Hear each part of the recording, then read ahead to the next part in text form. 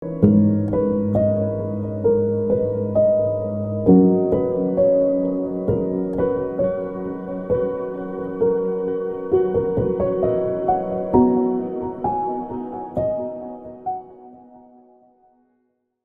இயேசு கிறிஸ்துவின் நாமத்தினால இந்த சிலுவை தியான நிகழ்ச்சியின் மூலமாய் உங்களை சந்திப்பதில் மிகப்பெரிய சந்தோஷம் அடைகிறேன். இந்த நேரத்திலும் கூட சிலுவையை நோக்கி ஆவிக்குரிய பயணம் என்கிற தலைப்பின் கீழே உங்களோடு கூட தேவனுடைய வார்த்தையை நான் பகிர்ந்து கொள்ளப் போகிறேன். இந்த லெந்து கால தியானம் என்பது சிலுவையை நோக்கி நாம் பயணம் செய்கிற ஒரு காலமாக இருக்கிறது என்று நாம் வேதத்திலே பார்க்கிறோம். யோவேலுக்கு எழுதியதான தீர்க்க தரிசன புஸ்தகம் 2ஆம் அதிகாரம் 12வது வசனத்தில் விதமாய் சொல்லப்பட்டிருக்கிறது. இப்பொழுது உங்கள் முழு இருதயத்தோடும் உபவாசத்தோடும் அழுகையோடும் என்னிடத்தில் திரும்புங்கள் என்று சொல்லப்பட்டிருக்கிறது. தேவனிடத்தில் திரும்புவதற்கு தேவன் நமக்கு கொடுக்கிறதான ஒரு மிகப்பெரிய அழைப்பு சிலுவையை நோக்கி நாம் பயணம் செய்கிற பயணமாக இருக்கிறது. இந்த லெந்து காலம் என்பது ஒரு சாதாரண மத வழக்கம் அல்ல, மாறாக மனம் திரும்பி தேவனிடத்தில் இரக்கம் பெறுகிற காலமாக இருக்கிறது என்று நாம் வேதத்திலே பார்க்கிறோம். யோவேல் தீர்க்கதரிசி நாட்களிலே இஸ்ரவேல் ஜனங்களுக்கு குறித்ததான ஒரு மிகப்பெரிய பாரத்தை பார்க்கிறோம். தேவனை விட்டு பின்மாற்றத்திற்கு நேராக கடந்து செல்லும் பொழுது இஸ்ரவேல் ஜனங்களுடைய கோபம் தேவன் மேல் விழுந்தது என்பதை நாம் பார்க்கிறோம். அந்த ஜனங்களுடைய வாழ்க்கையில ஆண்டவர் ஒரு மிகப்பெரிய உயிர்மிச்சியை கட்டளையிடுகிறார்.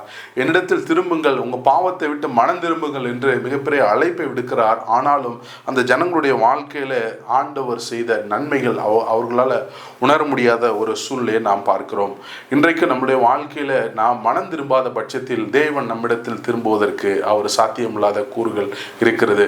ஒருவேளை நீங்க மனம் திரும்பாமல் இன்றைய நாட்களில் இந்த லெந்து டேஸ் நீங்கள் அனுசரிப்பீர்கள் என்றால் இந்த நாட்களில் நம்முடைய வாழ்க்கையில் ஒரு மிகப்பெரிய ஒரு கேள்விக்குறிகள் காணப்படும். அது என்னவென்றால், உலக கவலைகளோடு நாம் மூழ்கி இருப்போம். தேவனை மறந்து நம் வாழ்க்கையில நாமே நடந்து முயற்சிக்கிறோம் என்கிறதான ஒரு சுய முயற்சியின் மத்தியிலே தான் நாம் கடந்து செல்கிறோம். ஆனால் தேவனோடு கூட நாம் பழைய வாழ்க்கையை விட்டு மனம் திரும்பி அவரோடு கூட ஐக்கியப்படுகிற ஒரு நாட்களை நாம் உணராமல் காணப்படுகிறோம். இன்றைக்கு தேவன் நமக்கு கொடுக்கிறதான அழைப்பு, மகனே மனம் திரும்பு, என்னிடத்தில் திரும்பு என்று கேட்கிறார். இரண்டாவதான காரியம் மனம் திரும்புதலின் முக்கியத்துவம். இன்றைக்கு அநேக நபர்கள் நான் மனம் திரும்பி விட்டேன் என்று நாம் சொல்லி உலக கவலைகளே மூழ்கிறதான காரியங்களை நாம் பார்க்கிறோம். சுத்தமான இருதயம் எனக்குள் உருவாக்கும் தேவனே என்று சங்கீதக்காரன் சங்கீதம் 51:10 சொல்லப்பட்டிருக்கிறது. தாவீதுடைய நாட்களில் பார்க்கும் பொழுது அவனுடைய இருதயம் தேவனோடு கூட இருந்தது என்பதை நாம் பார்க்கிறோம். அவனுக்கும் தேவனுக்குள் இருக்கிறதான ஒரு உறவு என்பது ஒவ்வொரு நாளும் அனுதினமும் அவனுடைய வாழ்க்கையில காணப்பட்ட ஒரு சூழ்நிலையை நாம் பார்க்கிறோம். அவன் தேவனை துதிக்கிறவனாய் காணப்பட்டான். அவனுடைய ஜெயமெல்லாம் தேவனிடத்தில் வந்திருந்தது. காரணம், அவன் தேவனோடு கூட இணைக்கப்பட்டிருந்தான், தேவனோடு கூட சார்ந்து வாழ்ந்தான். இரண்டாவது, அவன் மனம் திரும்புதலின் முக்கியத்துவத்தை அறிந்திருந்தான். அதற்கு ஆதாரமாக அநேக காரியங்கள் சொல்லப்பட்டிருக்கிறது. அதை பார்க்கும் பொழுது உரியாவின் மனைவியோடு இருக்கும் பொழுது அவன் செய்த பாவம் அவன் வாழ்க்கையில அவனை ஒரு மனம் திரும்புதலுக்கு நேராக வழிநடத்தப்பட்டது என்பது நாம் பார்க்கிறோம். அநேக நாட்களிலே நாம் பாவத்திற்கு நேராக கடத்தப்பட்டு பாவம் செய்து முடித்ததற்கு பிற்பாடு கூட நம்முடைய வாழ்க்கையில மனம் திரும்புதல் இல்லாத பட்சத்தில் நாம் காணப்படுகிறோம். ஆனால் இந்த தாவீதை போல, ஆண்டவரே எனக்கு சுத்தமான இருதயத்தை தாரும், என் பாவத்தை மன்னியும் என்று ஆண்டவரோடு கூட நாம் அந்த மனம் திரும்புதலில் முக்கியத்துவத்தை பெற்றுக்கொள்ளும் பொழுது ஆண்டவர் நமக்கு மிகப்பெரிய ஆசீர்வாதத்தை வைத்திருக்கிறார். ஒருவேளை ஏன் மனம் திரும்புதல் என்பது நம் உள்ளத்தில் வரக்கூடிய ஒரு மாற்றமாக இருக்கிறது, வெளிப்புற தோற்றத்தினால் அல்ல. நல்ல ஒரு ஒயிட் ஷர்ட் போட்டு ஆண்டவருக்கு உண்மையாக இருக்கிறேன், நான் தாழ்மையாக இருக்கிறேன் அப்படின்னு சொல்லிட்டு வெளிப்புறமான தோற்றத்திலே இந்த மனம் திரும்புதலின் முக்கியத்துவத்தை நாம் கண்டடைய முடியாது. ஒருவேளை என் வாழ்க்கையில் நான் பொறாமை இருக்கிறதா, எனக்கு மன்னிக்காத மனம் எனக்குள்ள இருக்கிறதா, எனக்குள்ள அகந்தையான காரியங்கள் இருக்கிறதா, இப்படி பல நேரங்களில் உங்கள் வாழ்க்கையை நீங்கள் சோதித்து பார்க்க வேண்டிய காலம் இந்த லெந்து நாட்கள். லெந்து காலங்களே நாம் சொல்லுகிறதான செய்தி, மாறுங்கள், ரெண்டாவது புதுப்பிக்கப்படுங்கள் என்று சொல்லப்பட்டிருக்கிறது. நம்ம வாழ்க்கையில் ரீட்ரான்ஸ்ஃபர்மேஷன் ஆண்டவர் எதிர்பார்க்கிறார். உன் வாழ்க்கையில் பழைய வாழ்க்கையோடு நீங்கள் கடந்து சென்றீர்கள் என்றால் இந்த மனம் திரும்புதல் முக்கியத்துவத்தில் நீங்கள் பங்கடைய முடியாது. மூன்றாவதாக உபவாசம் மற்றும் ஜபத்திற்கு நேராக தேவன் நடத்துகிற ஒரு அழைப்பாக இருக்கிறது. வேத வசனம் விதமாய் சொல்லுகிறது. மத்தேயு எழுதினதான சுவிசேஷம் 6ஆம் அதிகாரம் 6வது வசனத்தை, நீ ஜெபிக்கும் போது உன் அறைக்குள் சென்று உன் பிதாவினிடத்தில் ஜெபி. அதாவது உன் ஆண்டவரோடு கூட ஜெபிக்கிற ஒரு அனுபவத்தை நாம் பார்க்கிறோம். இந்த நாட்களில் நாம் ஜெபிக்கிற ஜெபத்திலே நாம் அதிக முக்கியத்துவத்தை நாம் கொடுக்க வேண்டும் என்று பார்க்கிறோம். ஜெபம் என்பது தேவனோடு பேசும் நேரம். ஆனால் உபவாசம் என்பது ஆண்டவரோடு இருக்கிறதான ஒரு உறவிலே பிணைக்கப்பட்ட ஒரு அனுபவத்தை காட்டுகிறது. உபவாசத்தின் மூலமாக தான் அநேக சர்வாயுத வர்க்கங்கள் நம்ம வாழ்க்கையில் தரித்து கொண்டாலும் இந்த ஆவிக்குரிய யுத்தத்தில் முதலாவது நிற்பது இந்த உபவாசம் தான். ஒருவேளை உங்கள் வாழ்க்கையில் நீங்கள் ஜெபத்தோடு மாத்திரம் நிற்காதபடி உபவாசத்தோடு கூட நீங்கள் இந்த லெந்து நாட்களில் பயணம் செய்யும் பொழுது ஆண்டவர் உங்கள் வாழ்க்கையில் ஒரு மிகப்பெரிய வித்தியாசத்திற்கு நிறைய வழி நடத்தி செல்வார். லெந்து காலங்களிலே நாம் நம்முடைய நேரத்தை ஜெபத்திற்கு நேராக வழிநடத்த வேண்டும். இரண்டாவது, உபவாசத்திற்கு நேராக நாம் கடந்து செல்ல வேண்டும். மூன்றாவது, வேத வாசிப்பிலே நாம் கடந்து செல்ல வேண்டும். நான்காவதான காரியம், ஆண்டவர் நமக்கு சொல்லுகிறதான ஒரு அடையாளம், சிலுவையை சுமப்பதற்கு, நாம் சிலுவையின் அன்பிலே நடப்பதற்கு ஆயத்தமாய் இருக்க வேண்டும் என்று பார்க்கிறோம். ஏசாயா எழுதியதான தீர்க்கதரிசன புஸ்தகம் 53 அதிகாரம் 5வது வசனம், அவர் நம்முடைய குற்றங்களுக்காக காயப்பட்டார், அவருடைய காயங்களினால் நாம் குணமானோம் என்று சொல்லப்பட்டிருக்கிறது.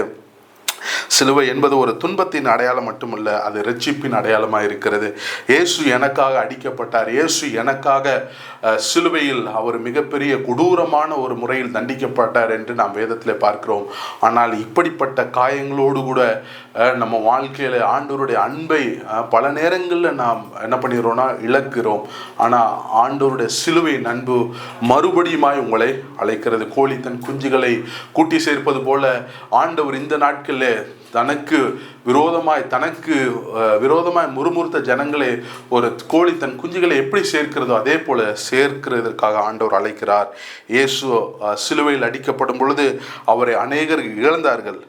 துன்பத்தை அவர் அனுபவித்தார். சிலுவையில் மரித்து நமக்காக நித்தியமாய் ஆயத்தமாக்கப்பட்டிருக்கிற அந்த பரலோக ராஜ்யத்தை நமக்கு வைத்திருக்கிற அந்த அனுபவத்தை நாம் பெற்றுக்கொள்கிறவர்களாய் காணப்பட வேண்டும். ஐந்தாவதாக, அன்பும் மன்னிப்பும் நிறைந்த வாழ்க்கை நம்ம வாழ்க்கையிலே காணப்பட வேண்டும்.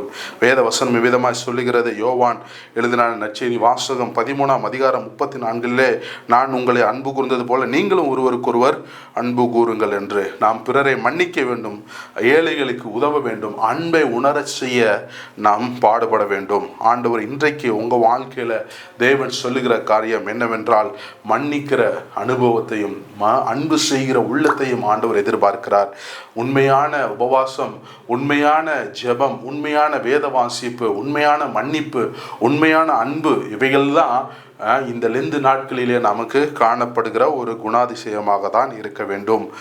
லெந்து காலம் நமக்கு நினைப்பூட்டுகிறது, தேவனை தேடுங்கள், இரண்டாவது மனம் திரும்புங்கள், சிலுவையை நினைவில் கொள்ளுங்கள், அன்புடன் வாழுங்கள்.